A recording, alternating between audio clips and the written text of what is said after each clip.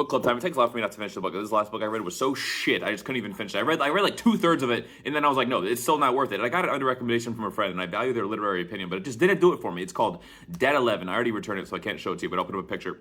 It's a horror book, and I've been working on like a horror short story, so I'm like, okay, this will be good for me to read some horror to see how people do it. And it's quick gist. It takes place in northern Wisconsin, and I live in Wisconsin. I'm like, cool, good things. And then the premise was that there's this like island off the coast of northern Wisconsin where like everything is set in the 80s. Like the book takes place in current time.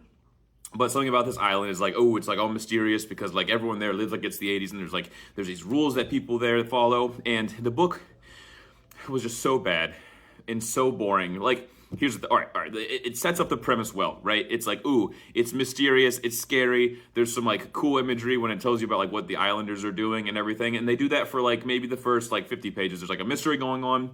This girl has to go to the island to find what happened to her son, and then a sibling goes to like find her because she goes missing too. All right, cool. People are missing. Something creepy is going on. We established that in the first like 50 to 75 pages. Cool. And then 75 pages to 260 pages, which is what I read up to.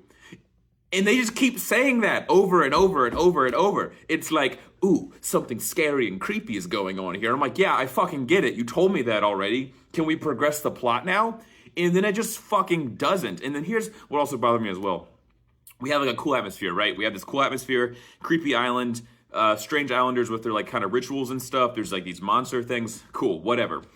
But the book, each chapter is like 2 pages long, like literally like 2 or 3 pages long. So as soon as I start getting like immersed in the creepy atmosphere, then the chapter ends. And then we swap point of views. It's one of those books where it keeps swapping point of views every time the chapter ends. And I'm like, brother, how am I supposed to get engaged if you just fucking stop and just fucking slap my dick? Not my dick. If you slap me with a dick, I lost my train of thought there. But you know what I'm saying? Like, I start getting into it, and then the chapter ends, and now we're switching point of views. And it's like 200 pages of them just repeating in different ways. Something's creepy on this island. Something's not right. We have to solve this mystery. And that's it. And there was one time where this was near the end of me getting fed up, and I was like, I'm not going to finish this book. But we like finally start progressing the plot. It's like 180 pages and that bullshit I've described. And then something happens, and I'm like, okay, all right, I'm feeling myself getting gripped.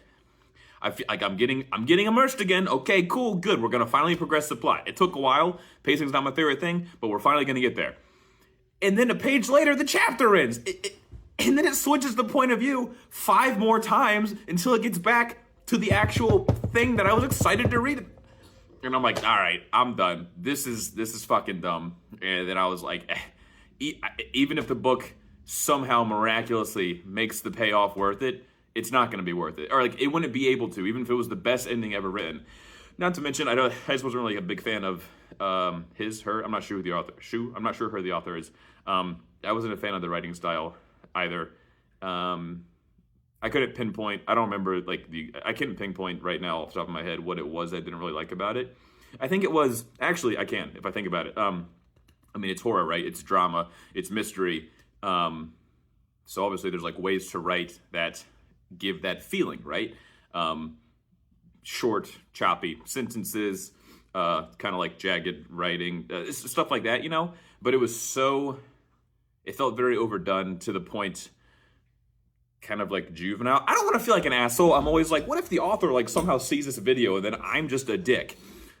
I'm not trying to come off like that, but it felt like, it felt like, you know, you're in high school writing class and it's like the teacher's telling you like, here's how you can convey feelings with how you write things. And they're like, I'm going to do that literally every sentence, you know? Anyway, Baja Blast. Yeah, not my cup of tea. Stop reading it.